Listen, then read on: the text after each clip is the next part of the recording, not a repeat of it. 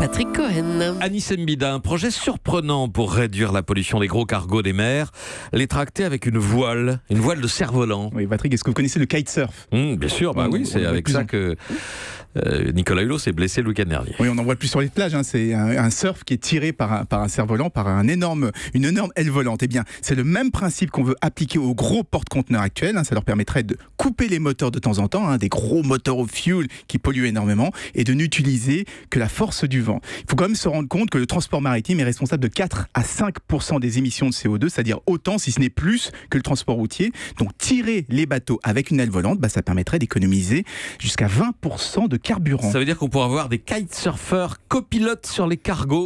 Ça serait une bonne idée, mais pour tracter un bateau de 100 000 tonnes, il faudrait une aile de 1000 mètres carrés. Je ne sais pas si vous imaginez, mais ça tirerait un petit peu sur les bras. Non, là, ce sera un ordinateur qui va se charger totalement du pilotage, donc le décollage de l'aile, son atterrissage et surtout les fameux mouvements en 8 pour obtenir une meilleure traction. Ce sont des ingénieurs de la start-up Airseas qui sont à l'origine du projet. Ils sont français. Ils viennent de Toulouse, département, Julie ? 31, la Haute-Garonne.